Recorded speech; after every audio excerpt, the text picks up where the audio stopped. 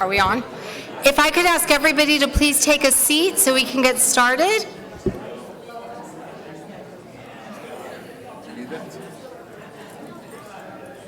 Otherwise, I got to pull on the mic, and I'm afraid I'll break it. Thank you. Before I turn this over to Rabbi for just a moment, I just want to, again, if you weren't here last night, sometimes I have crazy ideas. Just check in with my husband about that. I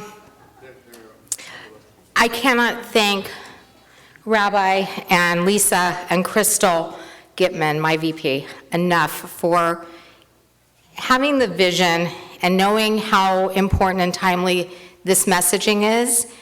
And so I just really want to thank you for saying, yeah, we need to do this. This is important right now. So, yes. For those of you who weren't here last night, when Frank's name came up, Lisa was like, yeah, I think that'd be great. And I said, okay, do you want me to call him? And she goes, yeah, when you have a chance, get in touch with him. And I pulled out of my pocket my phone, and she started laughing. She goes, oh, yeah, like you're calling him right now. And I'm like, yeah, I'm calling him right now.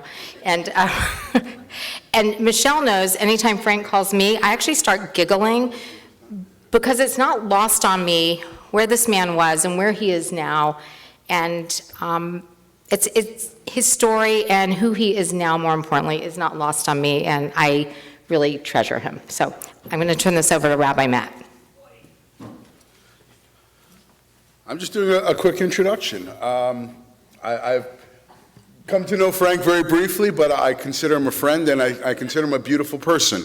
And I know there's a few things when I look at him, I heard him speak last night, that some of the values that Judaism holds most dear, tikkun olam, to make the world better through our action and through our activism, and also the notion of teshuvah, which we often translate as repentance, but that's not what it means. There's no word for that specifically in Hebrew. Teshuvah simply means return. To return to what? To return to the best version of ourselves, the purest versions of ourselves. And my belief is we are not born hating. That is something we must be taught. And by returning to the purest sense of who we are, it brings us back to that, to love. We were born to love. We were born to be in community. And despite where someone was, it's where they are. And in Judaism, we embrace that no one is ever beyond teshuvah, and that none of us are called upon to be perfect, because there's only one who's perfect. What we are called upon to do in Judaism is to be just a little bit better today than we were yesterday. That's it. That is our mission, and we have a living embodiment of that path with us. And with that, I introduce Frank Meeink. Thank you. I'm on? I think I'm on. Let me make sure you're on. Yeah, I'm on. Am I on? Yes. On. Okay. Is that volume good, or do I need to put Check. 1, 2. Yes? Cool. Thank you. Okay. Shabbat Shalom. I'm going to indulge today in something that I've never done before, and that is talk about my conversion, if that's okay. Can I indulge you in that, if that's all right? So, as you know, I'm a former white nationalist neo-Nazi, born and raised Catholic. Not that that has anything to do with anything, it's just giving you the background. So I was not raised Jewish. My family, my last name we find out is Jewish, and I found out DNA-wise I was Jewish. But what's funny is I changed 28 years ago, 3 days ago. So 3 days and 28 years ago. Oh, I had already changed. But I had about 6 months when I was out of the white nationalist movement when the Oklahoma City bombing happened. And by that time, I was already totally embarrassed of those beliefs, Hashem had totally already knocked that into me. Like, I was wrong. Like, through the people I'd met, the Keith Brooksteins in my life, the people that come into my life to prove me wrong, okay? So I knew, and I was embarrassed. I could still feel the chill of the embarrassment sometimes when I talk. I mean, like I said, I started out with a joke last night, I'll start out with the same joke today. And I always go because one time a rabbi said to me that the Talmud says you always start out with a joke. I don't know if it really says that in there. He just told me that, and I've been repeating it ever since he's told me that, okay? And the joke goes like this, that at one time in my life, I believe because of the color of my skin, I was better than and loved more by God than others. That's a joke. That's a joke. So anyway, that change had happened. I was making a documentary about Iowa and religion. And this is how it all got started.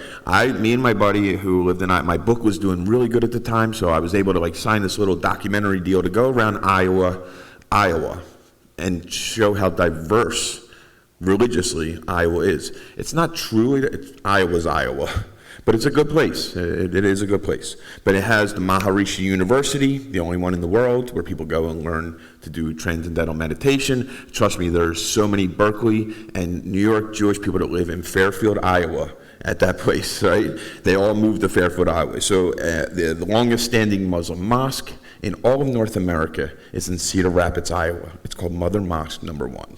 It's a tiny, tiny little place, first and longest standing mosque. While we're doing this documentary on some things, we go to the Chabad rabbi in town, who I known just through my activism. We just known each other. He has a restaurant called the Whole Megillah, right? So, and I used to go and get his sandwiches all the time, and we'd always talk. So I asked him to be part of the documentary, and he said, sure. And so I come the one day with the camera crew, we're like, hey, we're ready. And he says, are you finally going to admit that you're Jewish? And I was like, I'm not.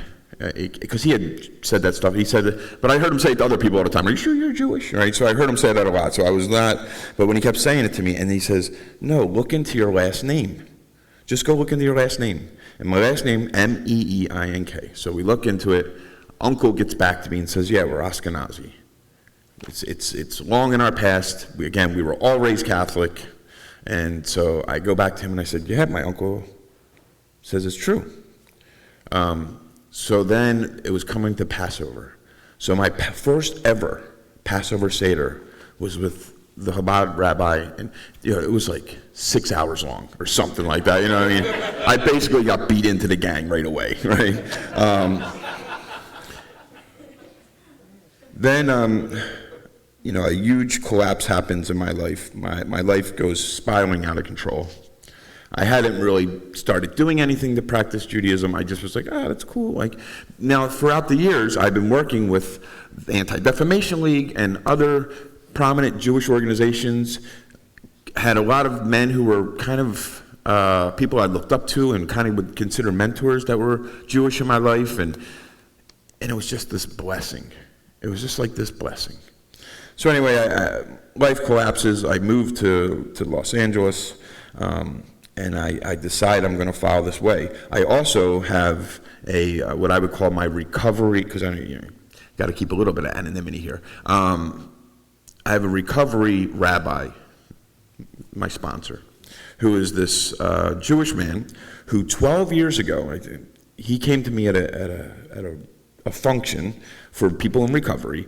And I was in Los Angeles, just moved there to make a TV show. This was 12 years ago called, and it doesn't matter. I was working on a TV show where I did interventions on neo-Nazis for AMC. And while I was there, I was going to these gatherings, and this man came up to me at this meeting one day, and he just says, a fellow Heb.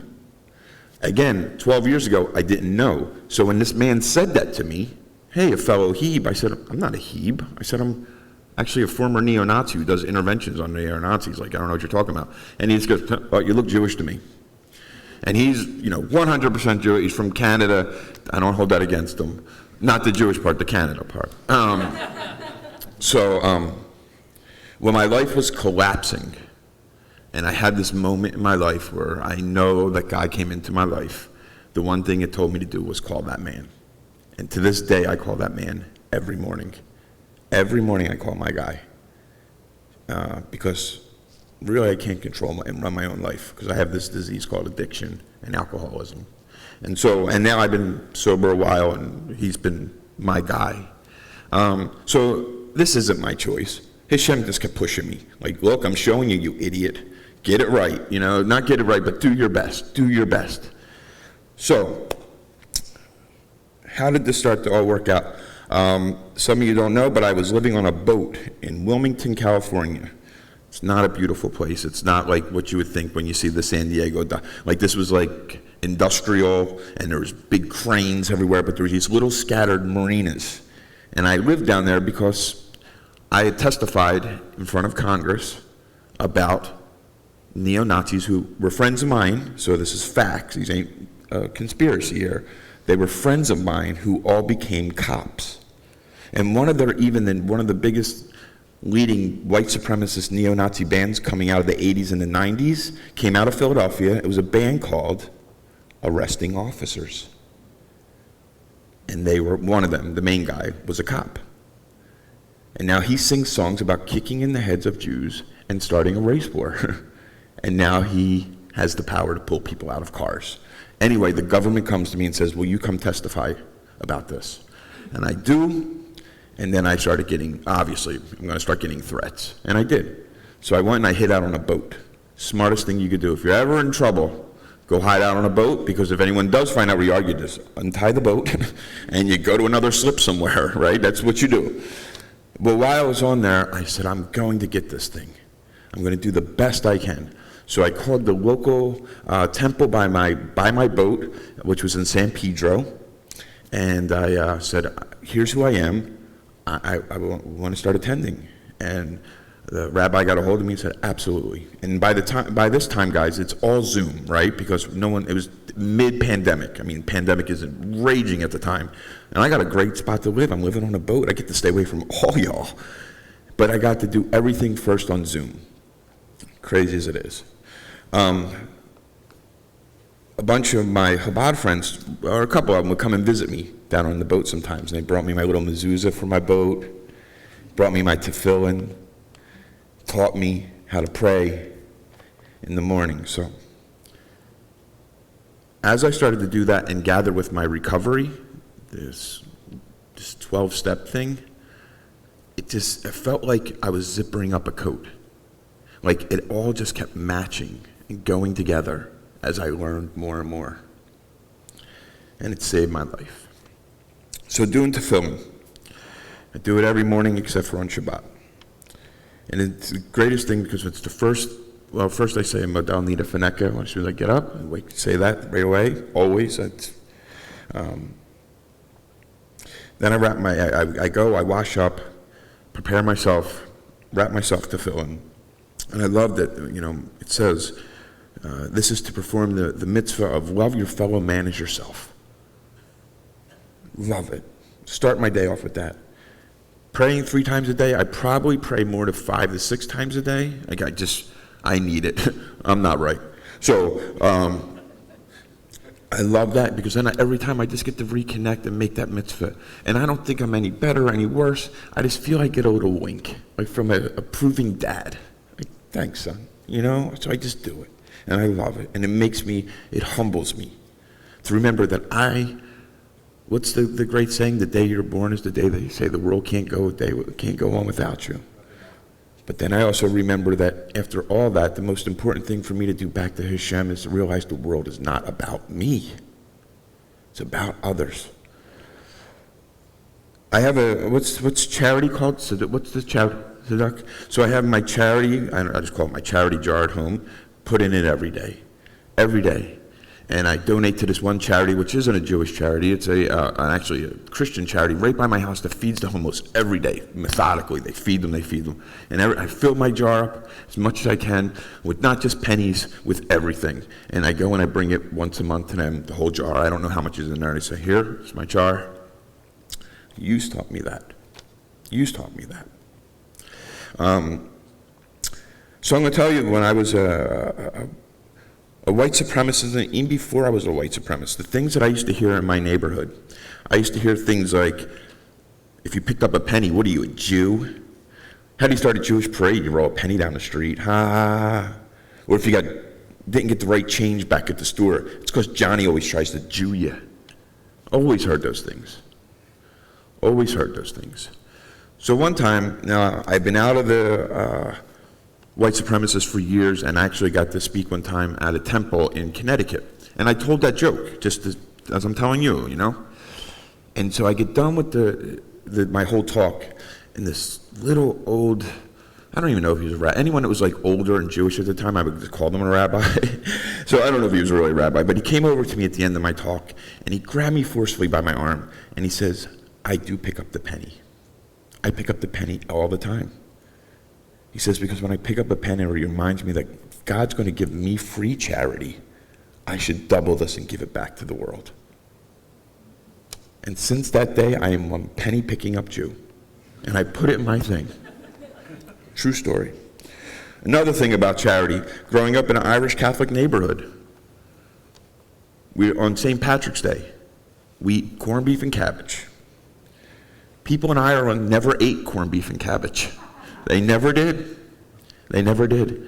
It's an Irish-American meal because when they were here starving, the Jews fed it to them. It's a kosher meal.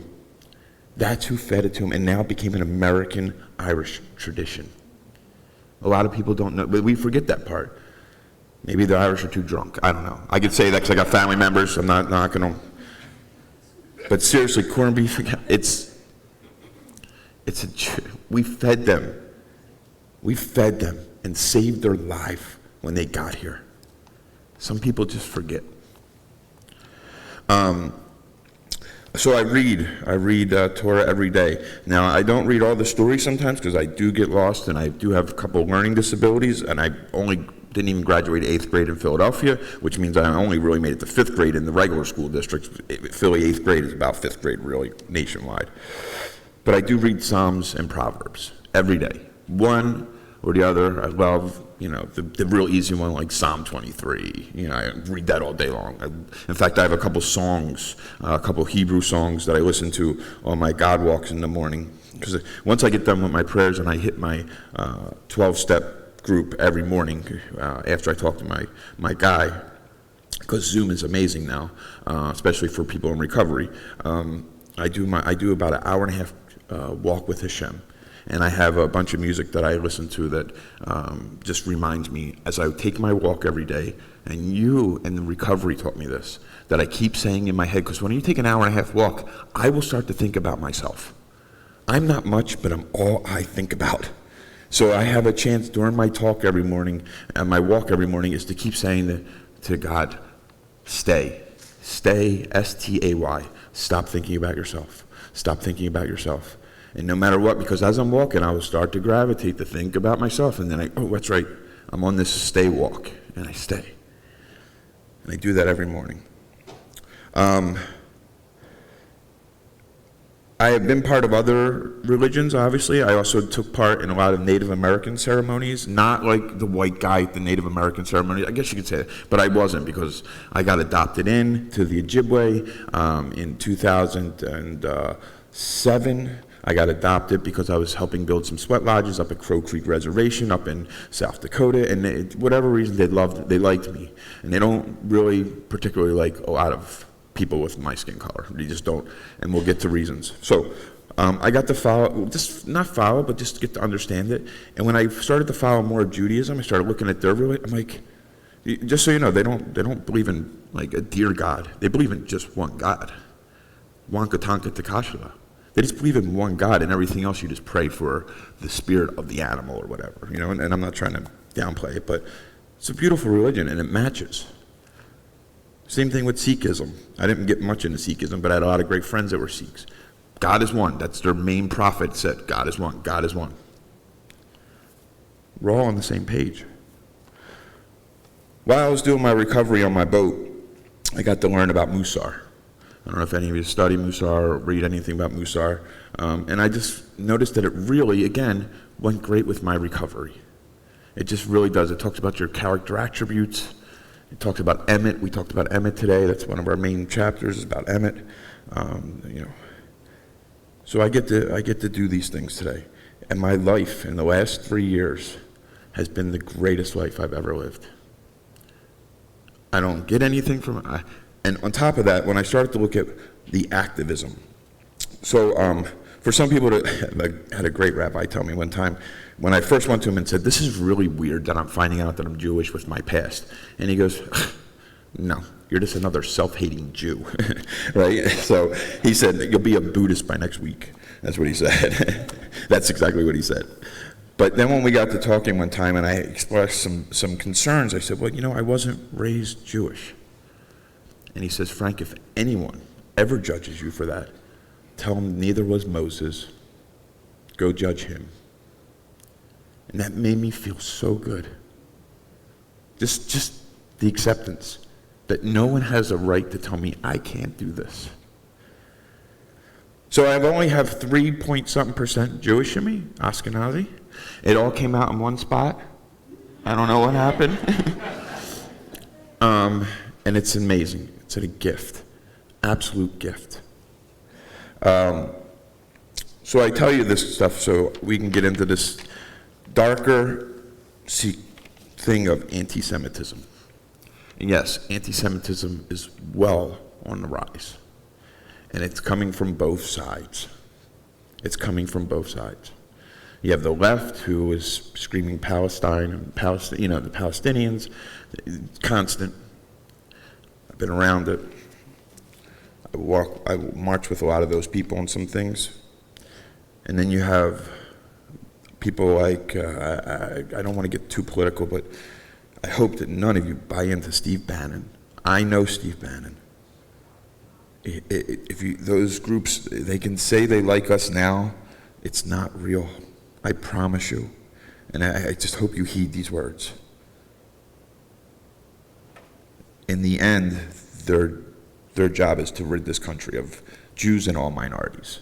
And they might team up with some things now, but I promise you, in the end, I know those groups, I know their drive, and it is to drive us out of America. And it's nothing that we could ever do to change it. It's just because we're Jewish.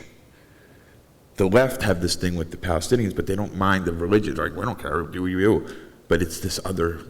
So there's these two ways that it's coming at us. My anti-Semitism came because of pure ignorance and not understanding.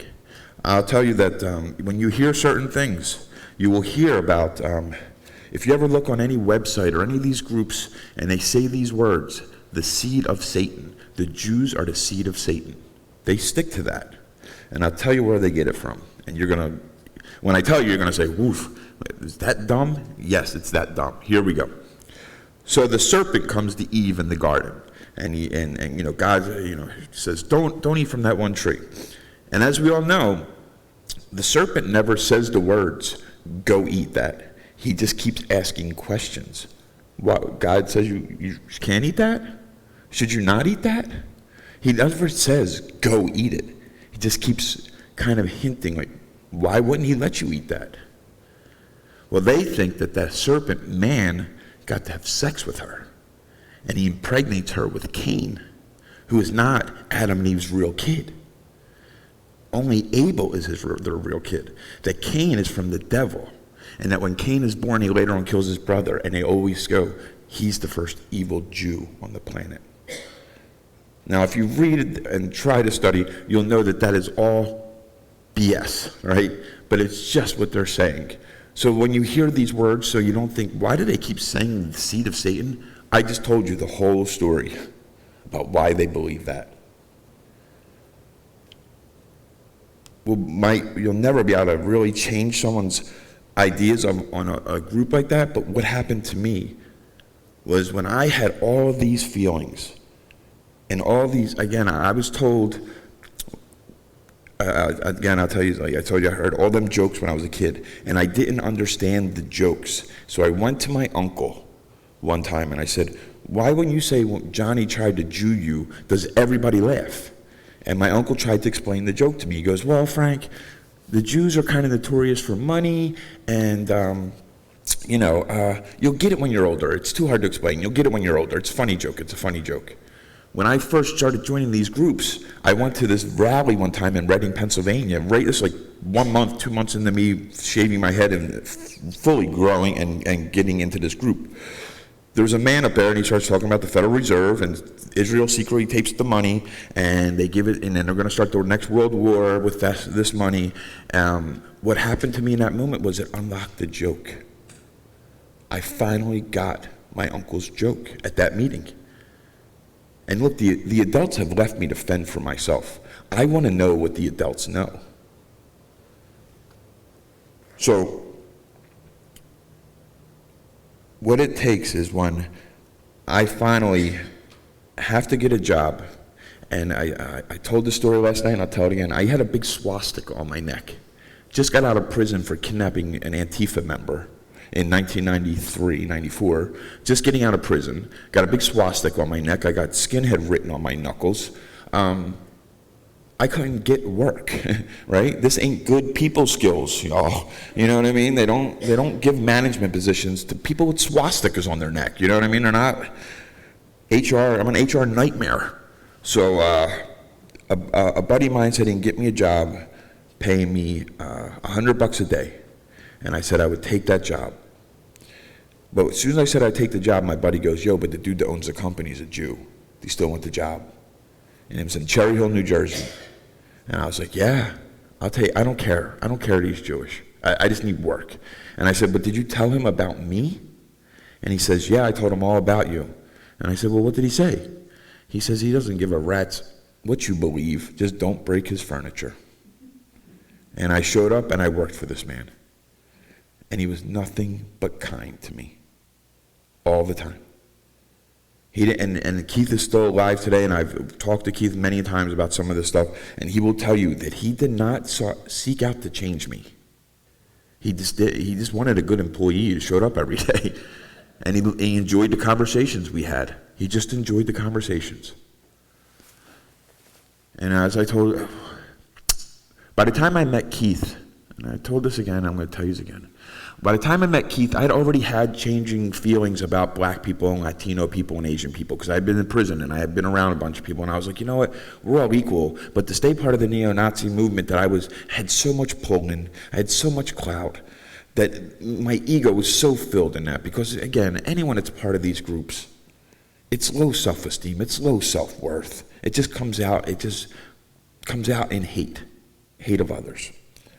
And on top of that, I'll tell you another thing that I used to do that maybe might be able to help you look at people a little different, that when you hear this stuff and you see this stuff. Not that I'm telling you to open up your doors, but I'm just to give you some insight. Racist groups, especially white supremacist groups, we pull the greatest bait and switch. You all know what the bait and switch is. We pull the greatest bait and switch. We find people who say, "Man, I want to be proud of my heritage. I want to be proud to be white. And I can't say I want to be proud to be white, or everyone's going to call me a racist. I want to be proud to be white too." And we say, yeah, that's what we're all about. Come join our group. Come join our group. And when you come to our group, we never talk about our heritage. We talk about your heritage and their heritage and how they're messing everything up.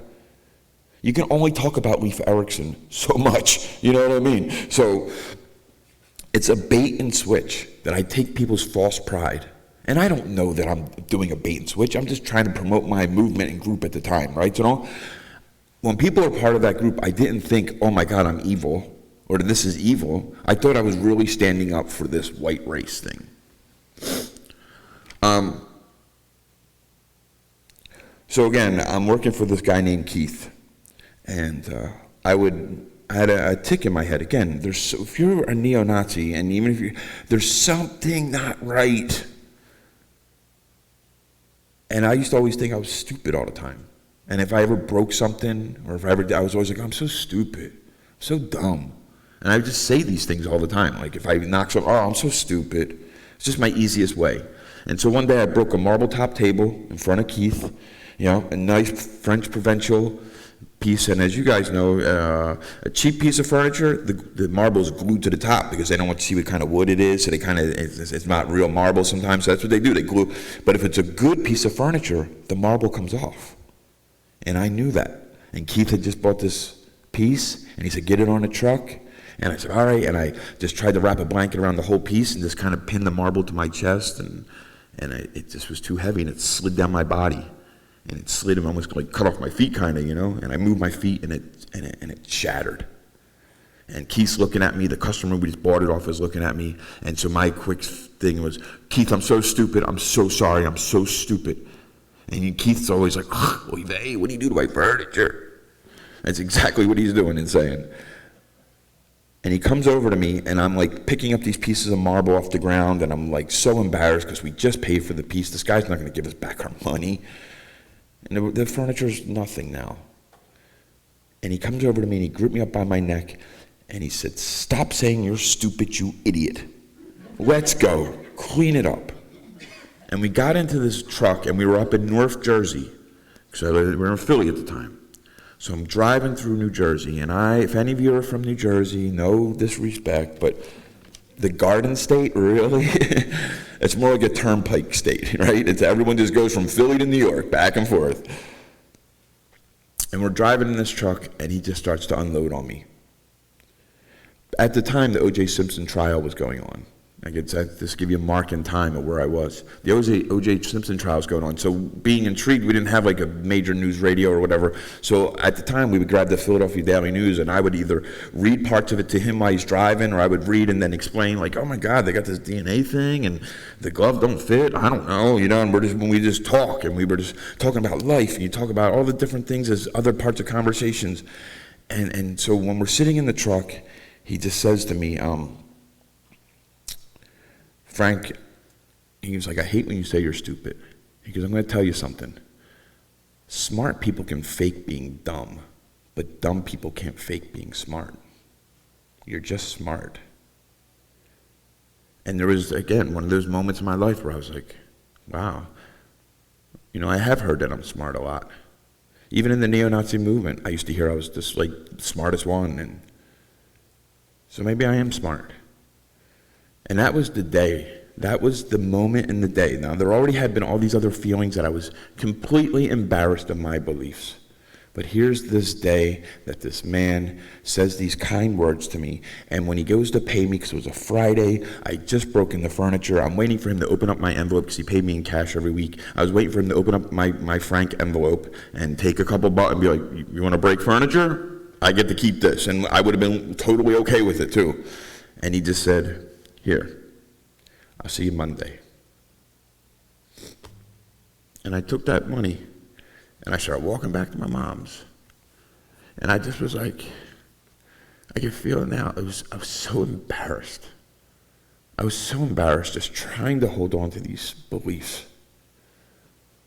That when I got to my mom's, I was like, I'm done. Like, I'm done. Like, I really feel like I'm banging my head against a wall to keep. Well, here's the worst thing about at the end when you're having these racist beliefs, but it's kind of wrong, is that, and a lot of racists in America do this. They make exceptions. I hate all black people except for Rodney and John and the guys I work with. They're cool, but all the rest of them are like the way I know that they should be. Oh yeah, I hate all the Jews except for Keith. He's cool. How many Jews do you know? I don't know, I know Keith. But all the rest of them are horrible. It's embarrassing. It's truly embarrassing to know that I limit my life like that. It took those actions and those words of that man. It took the words and actions of a man to say, and the rabbi even said it's about actions. So in my life today, as I become more and more of an activist, it is because of y'all. What had happened is there was like the little things, and someone could try to correct me, but it doesn't really matter because I'm going to stick with the story anyway. When I heard about eating kosher, like I eat kosher now. So when we were talking to one of the rabbis up in Manhattan Beach one day about this, and I was like, we were talking about why we eat kosher and some of the things that used to happen, and he goes, Frank, did you know that like back in the day, the other tribes sometimes, they would like hack a limb off of an animal, and they would eat it, and then they would they would try to stop it from bleeding, and then they would drag the animal until the next campsite and keep it alive so they could eat the meat. So the meat wouldn't go bad. If he killed the animal, then the meat's going to go bad within a 30-mile trip. He said, so these other tribes, and probably maybe even Jewish people at the time, would just hack off a limb and then drag the animal with their camp. So they would do this. He said, so God came to us and said, you kill them quickly. You take care of these animals. They're God's creatures. That's one of the reasons why we eat kosher. And I was like, boom, I'm in. And then I thought, you know what? That's the first animal rights activist. It's the first animal rights activist. It's full of activism. One of the things that a lot of these groups, especially hard right ones, and take it for what it's worth, they believe and they talk like this. They say if they got rid of the Jews, the world would get along a lot better. Now, in a way, they're right, because certain groups would be able to oppress other groups and there would not be people to stand up for them. So yeah, we would get along a lot better because the world would be able to just conquer one. And one of the things I've always noticed is that we always stand up when there's injustice. So my activism and living on a boat, again, what was great is I really identified a lot with King David. I love King David. Anytime when I'm somewhere and I hear the word King David, I'm like that prairie dog. I always put my hair up. What? Like, what story do you got? What do you know? I want to hear about this. I not obsessed, but throughout my time on the boat, and I listened to how he was stuck in a cave and he wrote out of these psalms while he was being chased, and I was like, wow, I like this guy. Where was I going with that? So anyway, to start standing up for others. When I would read these things, I dedicated like certain amount of my days on the boat. I also worked at this cool little restaurant, so I wasn't always on the boat. I had a restaurant that was part of the same marina. It was a floating restaurant, and I lived in the same marina. I would just walk to work in L.A. every day. How good was Hashem to me? He was so good to me. For 2 years, I paid $420 a month in rent in L.A., and I got water and electric to my boat. That's amazing. And then my work was only 50 feet away from me, where I just had to get off my boat and walk on the docks and go into the restaurant. No LA traffic for this guy, none. But other than that, when I was on my boat, I started to read the Proverbs. And when I read Proverbs and I start to look to King Solomon, I start to see this wise man, and I started to notice that the Proverbs are constantly talking about knowledge. Constantly. It's the whole point of it is like love knowledge, love knowledge. So as I did that, I said, well, I want to be a better activist. I want to be more informed. So I would spend a certain amount of my times of my day on activism, on my Judaism, and on my recovery. And I just would go back and forth. And it taught me to be a really good activist. Right now, for whatever reason, things that I'm saying are coming home, or people are starting to listen. So I'll share this real quick about my activism. Because the only thing that we can do, that I can do, and I don't want you take it on yourself, is that the only way I could stop feeling an oppression or stop feeling a fear that someone's trying to get me, because people were trying to get me, was I just have to go do things for others. Think about others, and I stop thinking about myself, because I'm not much, but I'm all I think about. And if I thought about others, things would work out better. So, I talked about this last night, and I'll talk about it now because it's really, really important to me. We have 34% of the world's women's prison population, and we're only 3.8% of the world's population. Now, I know some people say, well, China doesn't keep good numbers. Oh, great, so we're comparing ourselves to them now?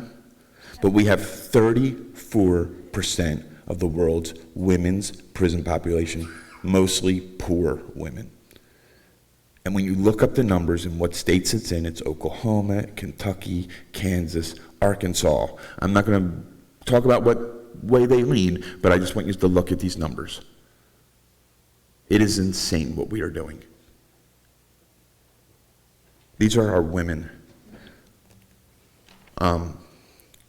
So one of the things I like to talk about, which is something that I feel really important, is that in America, we keep talking about this national divorce, all this other talk about separating. We can never separate from each other. We are stuck together forever. Dr. Martin Luther King said, our freedoms are entangled together whether you like it or not forever. Eventually, we're going to become a tribe, one tribe. Within 50 years, you're going to notice that there's more of a mixed race of people in America. It's true. 300 years from now, we're all going to be that color. It's just a fact. Just a fact. So how do we get there? How do we get there? I believe in our Gen Zers. I'm a big supporter of the Gen Zs. I coached hockey for 12 years, and I coach all Gen Z kids, and then I've also worked with a lot of Gen Zers. They get it. They get it. My generation, we fall for everything on the internet. Everything. We fall for everything. At least the Gen Zers are like, hold on a second, let me go check another source on this. And then they're always like, Dad, like my daughter, Dad, you're falling for something stupid again, you know? I believe in them. And I believe that they are the tribe, part of this tribe, that is going to be looked back on that realizes this. And that at the end of their time on this planet, not my time, I'll be way gone, and a lot of us will be too. At the end of the Gen Z's part of this time in this country, they'll be able to write the obituary to racism. We get to help them get there. We get to help them get there. That's how we end anti-Semitism. That's how we end this racism in this country that has plagued our country. Plagued. It's not okay. It hasn't been okay. For whatever way you believe or whatever, if we want to take what Martin Luther King said, we want to take Malcolm X, Huey Newton. You want to take what Huey Newton said. You want to take what Fred Hampton. You want to take what James Baldwin. They all had their own little things they talked about, housing, jobs, voting, but in the underlying, they all talked about the same thing, police brutality. Police brutality. So I'll tell you something really cool about America and how I know Hashem is with us. He's with us. So guys, and then we'll open this up for question and answers. I hope I'm giving solutions and not just fear. So the 18th Amendment, let me talk about history a little bit. The 18th Amendment, that's where we had put prohibition on alcohol. You know, the women's suffrage movement, a lot of that came about and stopped these men from drinking, right? That lasted until the 21st Amendment. So if anyone, you never need to remember, if you're not well versed on the amendments, when you're allowed to drink, 21, the 21st Amendment is when they legalized alcohol again. Only 3 years after they did that, America came up with Alcoholics Anonymous, the beginning of the 12-step program, which is now considered, Time Magazine and some other places, the most spiritual movement of the 21st century. We started it, and then we gave it to the world for free. Anybody can go to them. They have Overeaters Anonymous, Sex Anonymous, Loves Anonymous. They have everything anonymous. And it's all to do what? What does the 12 steps do? It walks you back to God. As having a result of these steps, you have had a spiritual awakening. To know that you're a servant to God and you have to go help other people that are suffering from your disease and from anything else in this world. We did that. We did it. You don't think when we start to lift some of the prohibitions, especially on marijuana, because federally they still have a marijuana law because they're allowed to pull black people out of their cars for the smell of marijuana. And that's what built mass incarceration. And you can say, well, just pulling people over?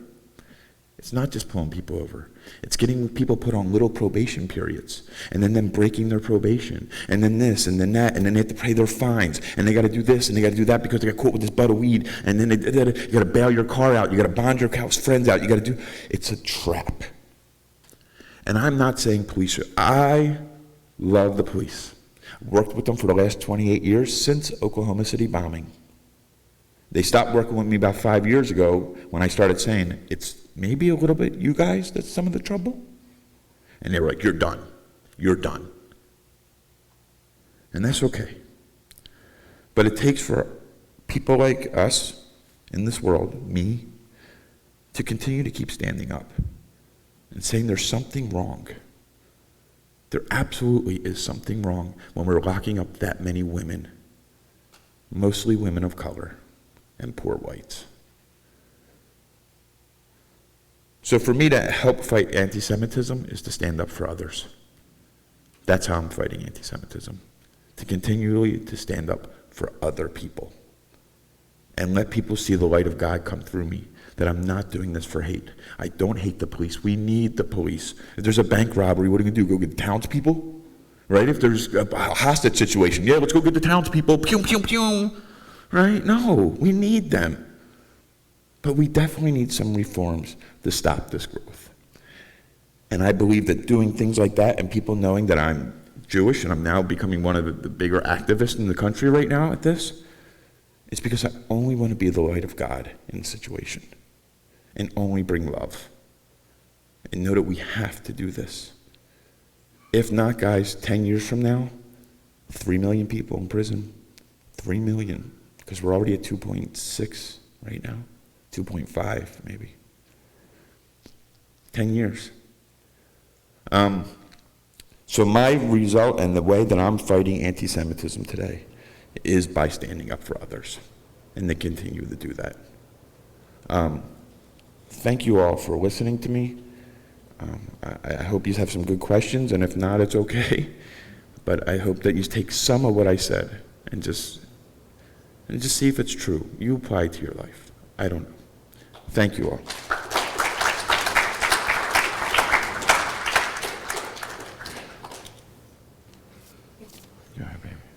So I'm inviting Crystal to moderate. She'll take questions. We're going to ask her to repeat the questions so that everybody can hear, and then Frank can respond. Crystal? Norm's ready. That's my Oprah. She's my Oprah. So great, Crystal. What? What are you? That mic's not working so great, so just go stand at the other podium. I've never known anyone to tell me I need a microphone, so if you There can't you hear go. me, let me know, but we'll see. Norm, please. I'm wondering if you have some insight into the younger kids that get radicalized from like 19 to 25-year-olds, especially the kid that shot up the Palais Chabad a couple years ago. My understanding is he read manifestos, he created his own manifesto, but he came from like an upper middle class, nice neighborhood. His parents are educators. He was in college studying. He did, seems like everything right, but he got so radicalized. And I'm wondering, was it just because of all the time he spent on the internet, or did he have to have a community of friends that got him to where he was?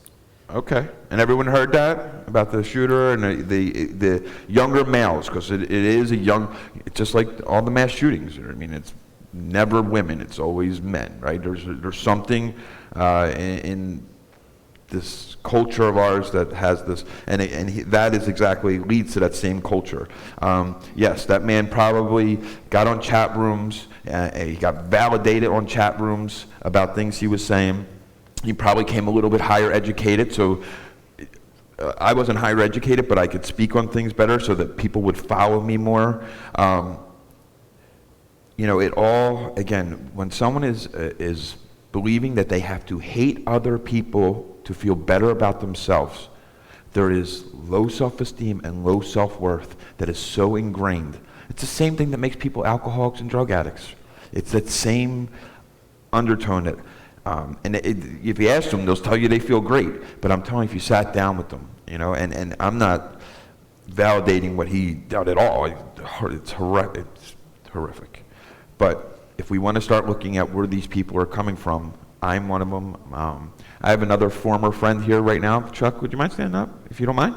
So my friend Chuck Leek is also like me. He lives here in San Diego. He's amazing. He does the outreach that I've done. If you ever want to get a hold of him, some of the people here have his contact. Amazing human being. Thank you, Chuck, for coming out tonight, today. Thank you so much. What we do is we work with these people. We talk with them. And I'm telling you, it's always the same thing. There's something wrong. It's not really factually based on why they hate, because when you say, well, do you know any Jews? Like me. Nope. no one. Everything is on paper, everything has been told, and it just builds.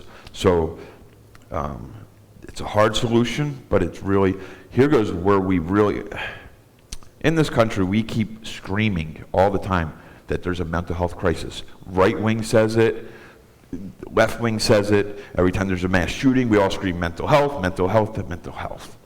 And I'll tell you one thing that's great about our Gen Zers right now is they're the ones talking about mental health. They're the ones saying, I need a mental health day. And then we have news networks, the one that's named after an animal in particularly, who will mock them all the time. Oh, they need a mental health day, these Gen Zers, blah, blah, blah. Here, they see that we're going through this crisis, and they're like, we want to change, and we're mocking them for doing it. And that's very prevalent, so. I think, Randy, just one moment, but I think one of the things Norm was really asking is, Go like, ahead. how can someone from a good family, he's a good boy, he's a good family, how does he, become someone who hates? How does he become a shooter? And what you're saying is it's not the family, the upbringing, it's the self-worth Yep. and the self-loathing that really propel you into that. And that's what gets you there, and that's what we have to deal with. That's what we have to deal with. The low self. So, and it goes back to one more thing is when we start, if we can ever figure out that the real solution to a lot of what's going on in America is that we don't have early childhood development for everybody. And want to know who we model that off of? Us. The reason why when people scream about Jewish people, why are they the heads of all banks? Why are they the head of Hollywood? Well, for one, we built Hollywood, so yeah, we own it, whatever. We built it, that's the truth. But when they say, why are Jews all the heads of the banks? Well, we're also the heads of every medical association. We're also the head of all the science. We are the heads of all these very prominent things around the world because we have a heritage of education. Teaching children to read right away. 2,000 years ago, we were doing that. Why my Irish ancestors, so my Jewish ancestors were teaching their children to read at a very early age, to read Torah, to understand, to be merchants, all that good. Why my Irish ancestors were still digging up roots, looking for potatoes, and that's not a lie. It's a heritage of education. And we need to start that heritage of education here in America. And we could start, look, early childhood development, guys. We could start catching early mental health crises. We could start catching early childhood development, learning disabilities. We can catch behavioral problems before they get to first grade and cause havoc in school is by getting all these children into an early childhood development program. It's one of the only solutions I see. I saw a few hands up, and I Go know ahead. Lisa and Scott, you're going, Randy, you did have your hand up, though. I was interested in the process a little bit about when you work with people who clearly, or not clearly, but who have these images based on very little. Mm-hmm. Is there a particular sort of approach that you take to supporting them as they change how they view the world? So Randy's question, just for those who you Good. didn't hear, is, walk us through a little bit of what your process is for change. And Chuck, you want to come out? Because he does this work more right now with individuals. You want to do it, or you want to just keep with it? Come on Yeah, up, come on Chuck. up, Chuck. Just because this guy's doing this work right now. I'm doing more of the activism. He's doing more of the outreach right now. So he's amazing again. So, what's some of the process that? And let me start, and then you can take. How about that? Since I kind of started the whole thing. I'm just kidding. No, go. Just for a little background, Frank was the first person I talked to after it was a long process of change, but when I finally was ready to reach out to somebody, Frankie was the guy I reached out to. He introduced me to Well, Frank introduced me to the, okay, so I'll repeat. good. When I first got ready to speak to somebody about who I had been and where I had been, I discovered Frankie's book. I reached out to Frankie, and he was the first guy that post-change for me, I was able to just discuss who I had been and where I had been. He introduced me to the organization Life After Hate that he helped found that I now work for. So we have a long history together. We've known each other since 2010, 2011. And I can't tell you how much I appreciate this man. Thank you, Chuck. I didn't bring him up here to do that, but thank you. So I'll give you just a second of the process, and then maybe Chuck can just add a little bit more. My process with them is, where is your life now? So when people are getting out and they still want to kind of stay with the beliefs, or I say, where's your life right now?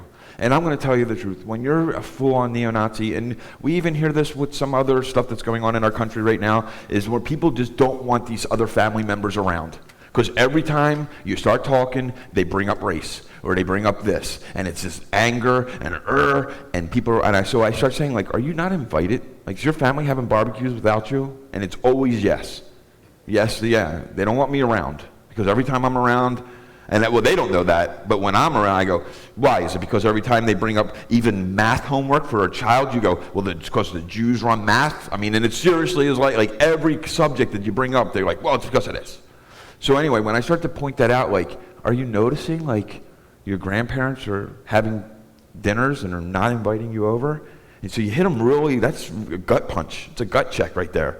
And then you just start noticing, like, hey, have you ever been fired because you couldn't keep your mouth shut at work about your racist beliefs? Oh, yeah. Well, that's probably an issue. And you start to go down these little categories of, you know, where's this big reward that you're supposed to get for believing this stuff? You know, you're supposed to have this, nirvana or, of life when you start standing up for this white race. But here, everyone doesn't want you around because you do nothing but spew hate. And I know that you think it's this. Again, it's bait and switch. So I start on that, on the really low level of, you notice your family, like, what's the consequences because of your hate? And from there we go on, and then when they want to just talk about how all black people are this way, and I could, trust me, I could hit them with some facts real quick, and they're like, well, when they say, well, slavery was so long ago, because that's a big topic. Slavery, why do they still think about that? And I go, no, most black activists are talking about being shot with fire hoses in the 60s and the 70s, not slavery, and they're like, oh, well, yeah, that's true. And then you go down the line of things. So anyway, the first thing I want to do is get them in a gut punch to say, look, if you're having repercussions because of your beliefs and your family who has always been loving to you is now starting to exclude you from family get-togethers, maybe we need to talk. And then when they try to bring up any factual things that they think are facts and then I can just tear them apart because I'm just really good at that. I'm a good debater. So, and then it's about staying in touch.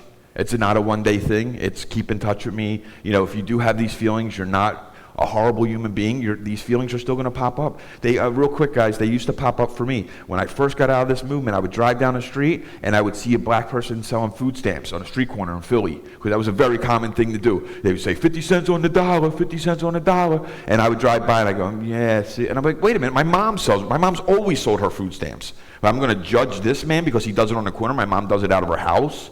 You know what I mean? Like, so I was able, or an Asian woman cut me off and I say, oh, Asian? And I'm like, wait a minute, my aunt ran over a cow, and she's white. She ran over a cow this year. Like, how do you run over a cow? It's not a deer. Like, it didn't jump in the way. It was already there, and she just happened to cream it. You know what I mean? Like, so I was able to, like, do that in my head and be like, wait a minute, I know people that do that. Plus, drugs and alcohol is one of the biggest equalizers in all of America. You know what I mean? Drug addicts and alcoholics, you hit bottom, doesn't matter what color you are, and the recovery's there for everybody. And so a lot of that was able for me. So go ahead, Chuck, if you want to talk about some other process you do at Life After Hate. Yeah, sure. So I'll talk a little bit about, so Frankie is one of the founders of Life After Hate, and I volunteered with them for a long time thanks to him. I started working for them as a peer mentor about 1.5 years ago. And the program has really kind of developed significantly in the last number of years. And we're doing what we call tertiary intervention, which is intervening with people who are directly involved, right? Already involved with violent far-right extremism. There are two other, primary and secondary intervention are probably more important. And primary being like general outreach, like across the spectrum, in schools, PSAs, things like that, general public knowledge, secondary being a little more like catching troubled youth early, things like that. But in the tertiary realm that I'm working in, something that we're creating, that Life After Hate is creating, is what we're calling a multidisciplinary team. We're led by a licensed psychologist. We have master's level social workers working with us. So those of us that are peer mentors are working directly with mental health and social work professionals to help these people. And it's really like what Frank talks about, the gut punch of, hey, how is this affecting your life? That is a very, a real foundational starting point. Why did you come to us? Because our services are voluntary. We have the people that we deal with come to us looking for our services. And then those very basic levels, we monitor for, threat and risk assessment, suicide risk, risk of, violence against others. But dealing with the individuals, beyond the how is this affecting your life? There's also just being there to have an understanding ear for, I've been there. I know where you're at. I know what you're going through. I've gone through it, and so we can support them through that journey. And then I've had clients who were Proud Boys. I have clients who are Patriot Front, and just the whole spectrum of the white supremacist. I don't like to use white nationalist personally. I think it's something that realm invented as a term to kind of make themselves sound a little more normalized. I use white supremacist exclusively. It's good. Huh? I do. Christian nationalist is the same thing. The people who are calling themselves Christian nationalists in Congress right now, that's just code for white supremacy. That's a little aside there. But I've had people that were involved with this stuff that I started co-reading books with. I co-read Ibram Kendi's How to Be an Anti-Racist with a former Proud Boy. And he got his Proud Boy tattoo covered up and left the organization. So, it's a broad spectrum. We also help them find services. Our social workers will work with them to, further their education or find work or whatever is lacking in their life. But, pointing out to them, how this is affecting their life and then helping them find what the root causes of that were. Like many of us, Frank, myself, many others, trauma is kind of, one of the things that is an indicator of being involved in these groups. But that's just a symptom. In fact, the groups are a symptom of the real issue, which is, the foundational white supremacy that we live under, but it's another story. But helping them find what led them to that and how they got to that place in their lives is a real big part of what we do. Thank you, Josh. Thank you. He's the man. I know we had a question from Scott and then Lisa. I wanted to ask you, Frank, you have a great view of Gen Z, and I often feel the same way that you do about, King said the arc of the moral universe bends towards justice, and one day we'll keep waiting, and maybe Gen Z will get there. But I also worry, like Norm does, about those same kids getting radicalized. And as you talk about the Gen Z kids that you work with now or that you interact with, that's great, but there's a lot of people doing what you used to do. And I guess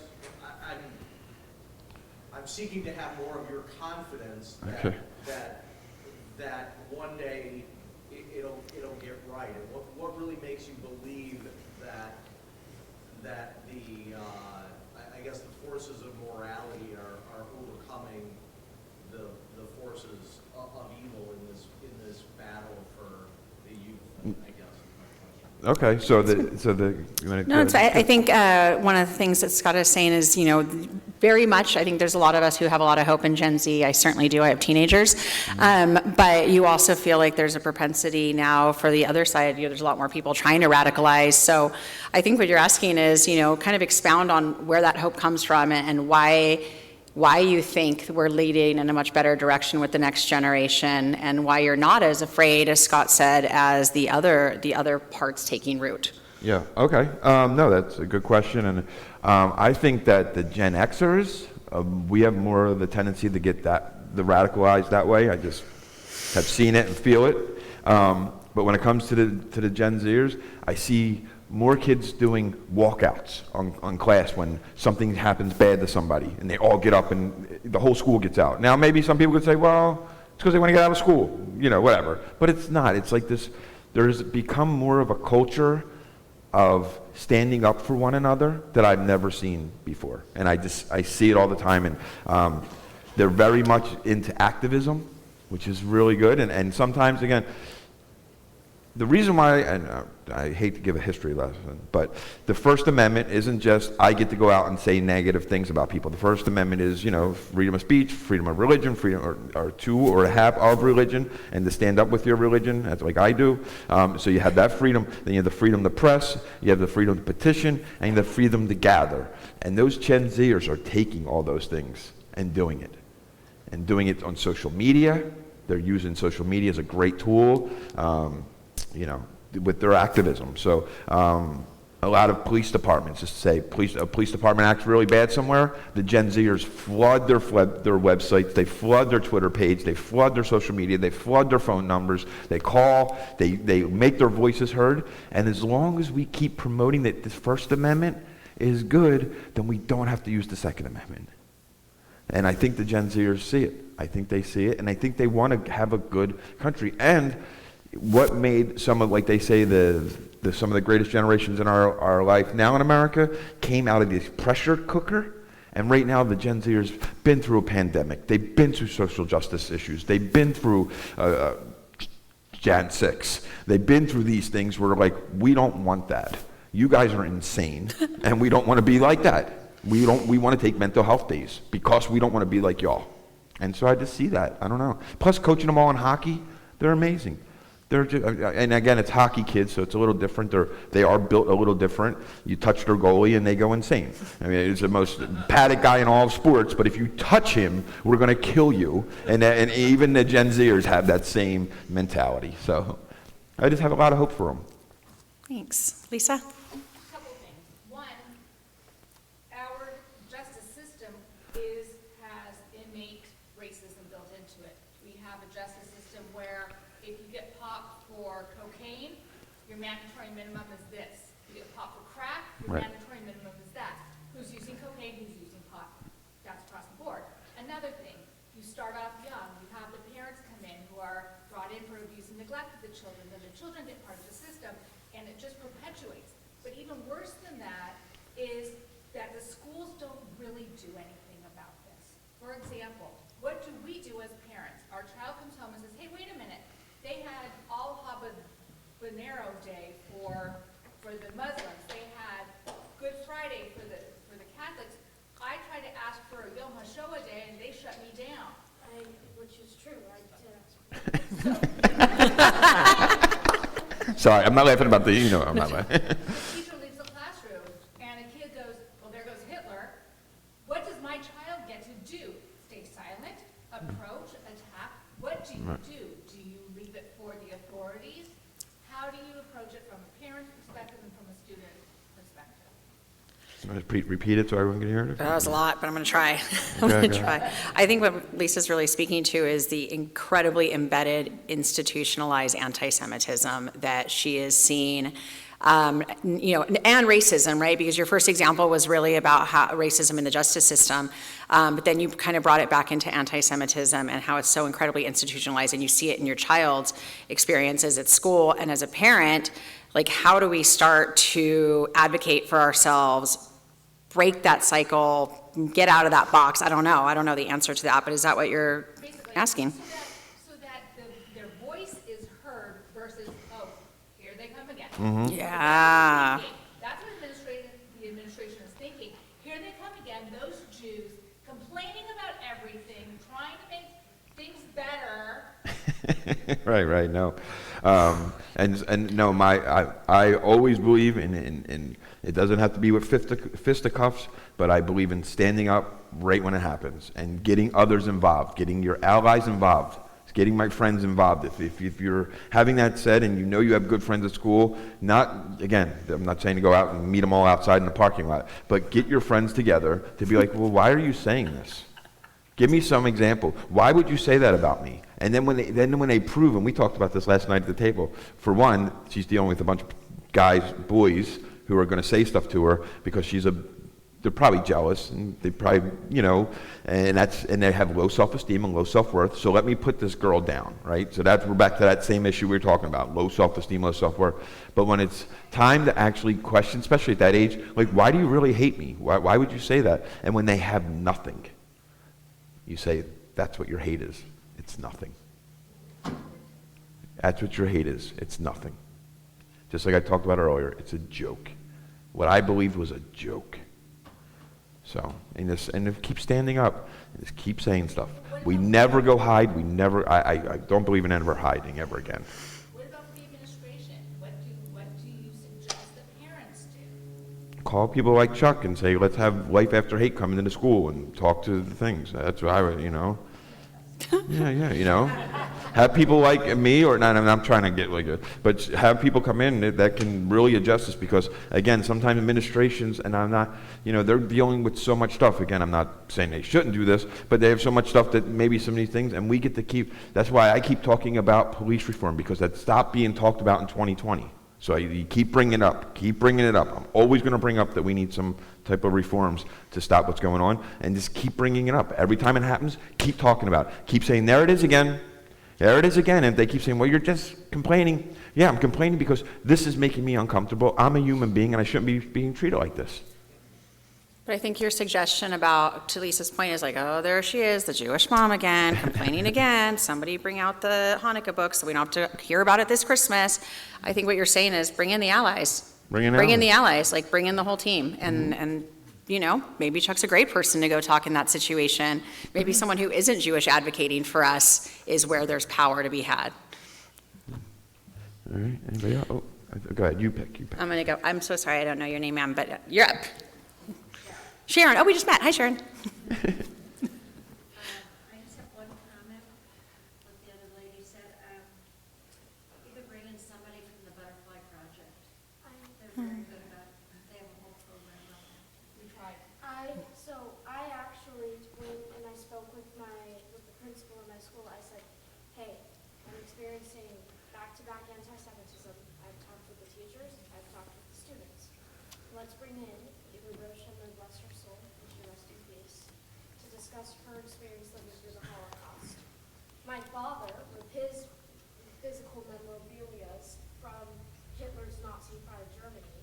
The wardrobe is from my grandfather's, a different story.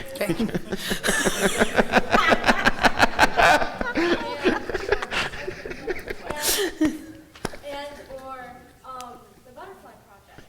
And they said, well, first of all, we're not going to do artifacts because kids might be like, oh my God, I love how Hitler designed this poster, I'm going to immortalize it. I believe that. They're just like, well, So the thank you. Holocaust survivor, we don't know, maybe not, because, no. And then I'm just like, okay, so we're about the Butterfly Project. And they said, well, we're a nonprofit school, so we can't do another nonprofit charity. And then I talked with Tamar. And she said, Maddie, that's a lie. A nonprofit can do a nonprofit charity. If you keep It's a great suggestion, though, Sharon. I think the Butterfly Project is doing such powerful things in that. That wasn't the question. Go ahead. your question, go. Go ahead. I used to volunteer for the girls at the rehabilitation center that were from 13 to 17 years old. Mhm. And one thing I noticed was they always, when they would leave jail, then they would be coming back. So I kind of saw them over and over again. And I was wondering if there's any kind of program to help them stay out of jail. It seemed like the jail was their comfort station rather than being in their neighborhood. I would, I used to wish if I had $1 million, right. have a home for them, but anyway, I was wondering, is there anything out there? Repeat. Yeah, your question's about, is there anything out there, specifically in your case, for women who you're seeing them coming back to jail because it almost seems a more comfortable place in the cycle for them to be? Are there programs for them out there? But probably as a larger question is other demographics, how do you break that cycle of this is comfortable for me, this is where I'm going to keep finding myself? Yeah. Well, the only solution that I know that works, and it's not screaming to bring God in, always, but It's, again, most of these women have probably drug and alcohol addiction problems, and for whatever reason, Hashem has blessed us with the founding of the 12-step program, which I think we need to get a lot of more people into. And it should be even, I sound like a fascist, but we should be teaching about getting people in the 12-step program even in school, because so many of us are dealing with addiction problems. And look, every rehab in the world, you can spend $1 million a month or $2,000 a month. They all do the same thing. They point you to a way of a free program when you get out the door. That's all they do. They point you to the direction of a free program. No matter how much money you spent in that rehab, they all do the same thing. They point you to the same thing, to go to a 12-step program. Most, and that's where the success has been that I know of. I can only speak for facts that I know of. Thank you. Okay. Hi, I'm Aaron Elkin.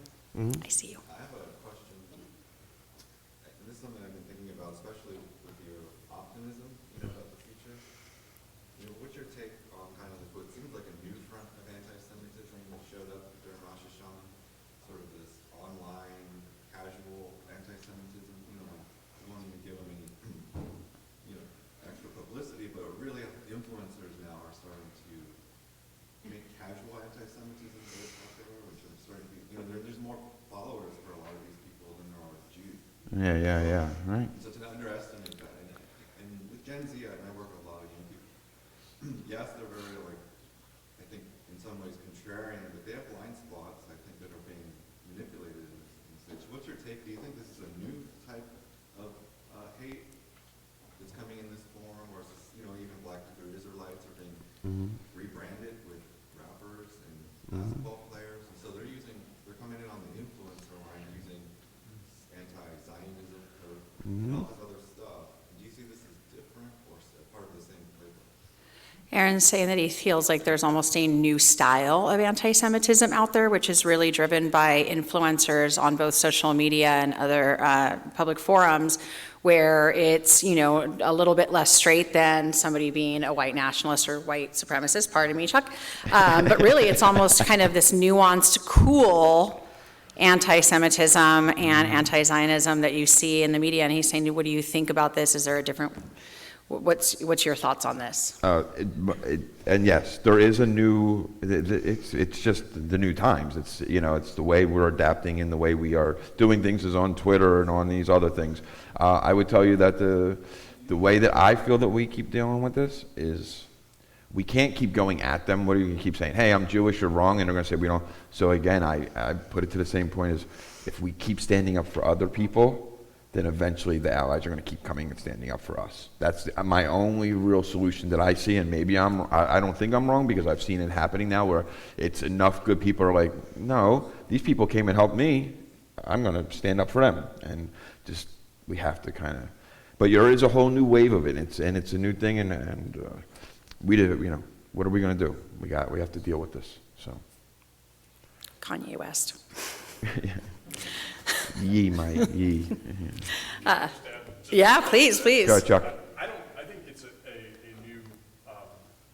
new delivery method, but I don't think it's a new form of anti-Semitism. I think it's the same old anti-Semitism. And, Jews standing up for other marginalized groups, as Frankie is speaking of, is a great way to form solidarity and help combat this problem across the board. I love that. I don't know your name, I'm sorry. It's Barrett. Hi, Barrett. I wanted to say, yes, I do think that, both of your things, that we do need to stand in solidarity with one another across the groups. I'm actually in the midst of, I go to Temple Emmanuel, and I am in the midst of having the temple show up for the 69th annual Juneteenth festival, and talk about the history between African Americans and Jewish Americans in dealing with anti-Semitism and racism, because we were powerful together from the NAACP's formation and forward, where it was split in the 70s. And we need to regain that. So I am totally all about it, that we need to be in solidarity with one another in order to be effective. Rabbi Abraham Heschel said, the first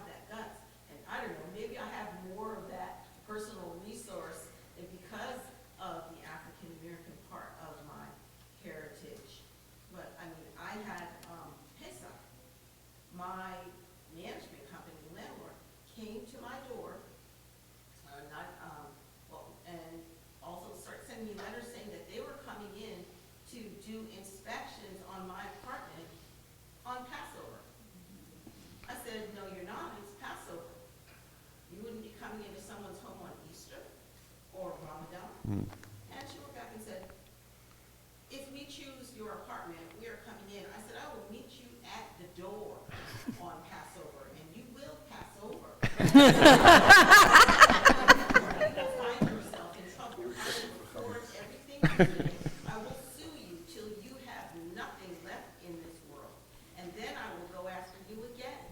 You will pass over my door, and you will never say,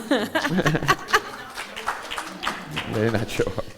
Barrett's just, stand up. yeah. Stand together and get other people and insist, because these white supremacists, when they want something for their kids at school, that's exactly what they do. So you need to get other parents with you, and you need to make noise. Don't be nice about it. You need to make noise. You need to get other people to be with you in solidarity. The summit is not over on anti-Semitism. I'm always the first to volunteer to not be nice about it, so I'm in. Yeah, One I'm of- here. Real quick, one of the things I wanted to mention is, one of the things that's is being talked about is the Great Replacement Theory, and that the Jews are doing it. And I've already talked about this already, is that it's just actually naturally going to happen, that we're merging. So who do they blame it on? Right? Who do they blame the Black Plague on? Who do they blame? They're going to start, give it a couple, COVID's going to be all Jewish problems soon. You know, it's just, so we have to know that, again, there's something that's naturally happening. And so when people talk about the Great Replacement Theory, we need to be able to be real quick, be like, we're going to become a tribe, no matter whether you like it or not. And it's not the Jews, it's just God and nature and love. The last thing I'll say on that was, when I was a white nationalist, white supremacist, there was this talk about how in 2050, there will be more black people, or definitely more people of color, but it'll be more black people than there are white people, and then it's retribution time. That's what we're taught, right? And it's this big scary thing, like, my God, we're going to be the And what I never figured out until just, a few years ago is I never factored in love and us merging and too much love. And by the time it's 2050, there's going to be so many mixed ones of us that we can't hate because all the blood is in us all. I get it, I said it, Dr. Martin Luther King said it, our freedoms are entangled with one another, forever, whether we like it or not here. And it's us merging, and we're going to become a tribe. We are becoming one other big tribe here, and it's going to happen. So. Thanks. Are there any other questions out there? I'll ask a question that nobody minds. It sounds, from your history that you lived in stereotypes that you gave meaning to for so long. But on an opposite end of it, with my teenage sons, as they were getting older and trying to figure out who they were, they used stereotypes a lot to define what made them who they were. And they would do it with humor, right? They would joke around about being Jewish with their friends, who would joke around about being Filipino, who would joke around about their friends being black. And they would all use those own stereotypes to kind of help define who they were. And it bothered me a lot, right? Because I was like, don't make jokes. It's not funny. It's not funny. But I recognized that it was just them trying to figure out how they fit into the world. Yeah. At what point does that become dangerous? And at what point can stereotypes actually be unifying? Well, that good question. Let me start off with this. When I was in the movement, I believe when they talked about, we didn't call it, I forget, whatever they call it now, but we used to call it the ZOG, Zionist Occupational Government, and that was this. In what I was taught was there was this evil cabal of 10 old Jewish men who got together, and they would run the world. Now, being that I've been around Jewish people now my whole life and have converted over, I can tell you that when you get 10 old Jewish men together, they can't decide on anything, right? I mean, you don't even know what lunch is, right? Like, come on. They're just beautiful children of God. But I knew I was Jewish when as soon as I started on this path, I really got 3 opinions on everything. It just happens, right? So I just think about how that was seriously, that was a major thought in my head, is that they get together and they run the world. And then when I started meeting enough Jewish men, I was like, they don't run anything. Morty has to go take his back pill. What are you talking about, right? So So the stereotypes, yes. And look, I am a person who has tons of friends of all races and stuff. I work with a lot of Thai people right now. And I will say all the time, whenever Thai people come into the restaurant, the actual customers who are also Thai, I'm like, they're crazy. And they act crazy. It's such a, but the stereotypes of one another, to me, are a joke.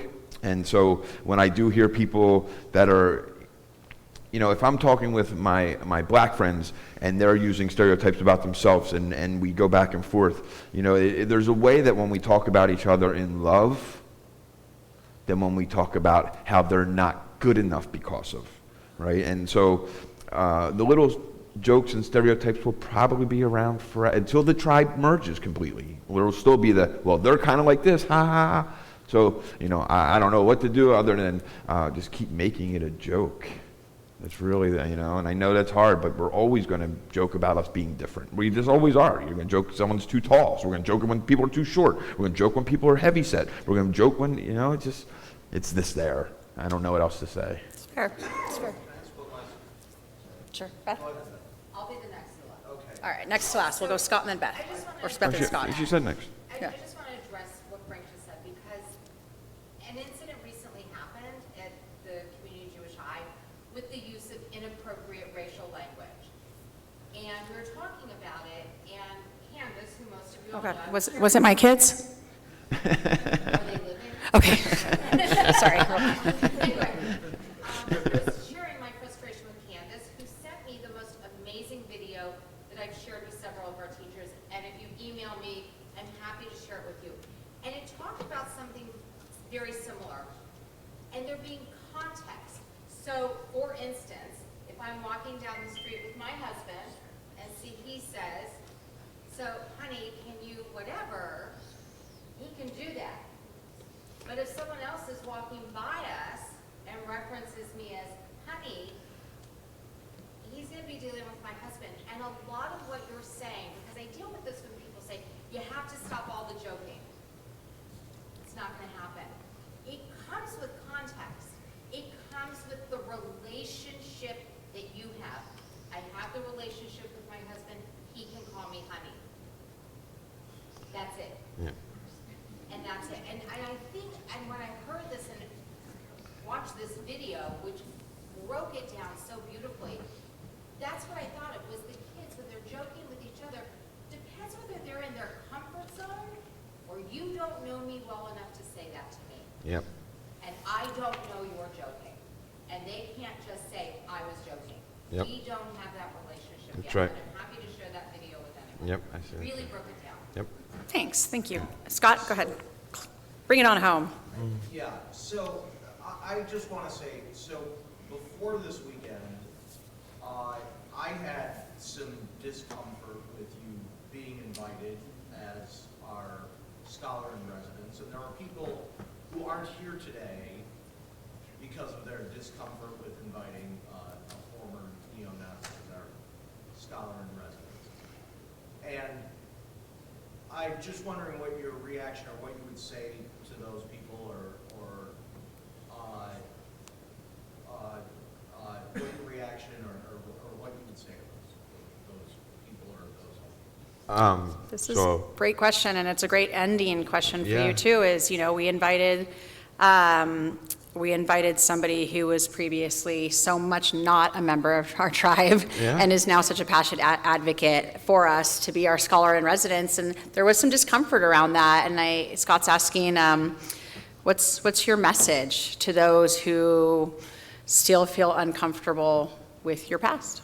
All right, I'm going to give you the answer, and I'm going to give you my recovering rabbi's answer to this, and that is, I have nothing to say to them. Not in a bad way.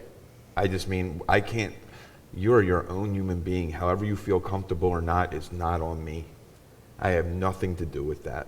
And I would hope that they come out, but I have nothing, I don't mean like I have nothing to say to them. I mean, I have nothing, I can't tell another human being how to feel or see or do something. I lost that a long time ago because that's playing God. So if I'm going to say, well, you should come here because you should like me, what the heck is that? Like, and I don't mean it when I say I have nothing to say to them. If they came in, I talk to every human being. But to that fact, I can't say anything You got to be your own human being. That's one of the things in Judaism has taught me. You do you. You do you in this world. I don't need to try to change you to my beliefs. I don't need to change you to my religion. I don't need to I love that about this religion. I don't need to try and change anybody. So if people don't want to come, they don't want to come. If they don't feel comfortable, I don't want them to come here and not feel comfortable. That's fine. Hopefully someday they'll hear. Hopefully they'll hear from one of you, like, yo, you missed a chance. And the next time maybe Chuck's speaking, they'll go listen to Chuck speak. Because they're like, wow, I missed that chance back then, so maybe I should go listen to somebody else. You know what I mean? And that's it. That's all I can do. I can't have a resentment towards them. I can't think of what their resentment is. What they think of me is not, what you think of me is none of my business at all. So I could just keep doing me. And I know what I'm doing is with him. I know that every day, and that's on them. And that's all I have to say about that. Thank you. Rabbi, do you want to come in? I do want to say something Yeah. about that, Scott. The only thing that I would say... Do you want to come on, close us out anyways? Oh, I guess so. Yeah, come on up. Rabbi, you talk too much. It says everybody. Yes, I know. Frank, thank you. Thank you. The only thing I would say to that, Scott, is for people who chose to not be here because of, their assumptions, and that really is what it's based on, is assumptions, I would say by not coming and hearing and then formulating opinion, you are doing exactly what we are trying to work against. It really is, the irony of that is you are prejudging somebody without meeting them face to face and hearing what they have to say. So that's what I would say, but. Contempt prior to investigation. Yeah, you're a bigger man than I am on that score, because I'm like, just listen and then decide. Yeah. Then decide, otherwise, You do you. You do you. Who didn't get to hear it or didn't want to hear it, who may regret that decision, This was recorded. These opportunities have been recorded, and we will let people know in the e-news when they are available on our YouTube. Indeed. Yasher Koach. Thank you, everybody.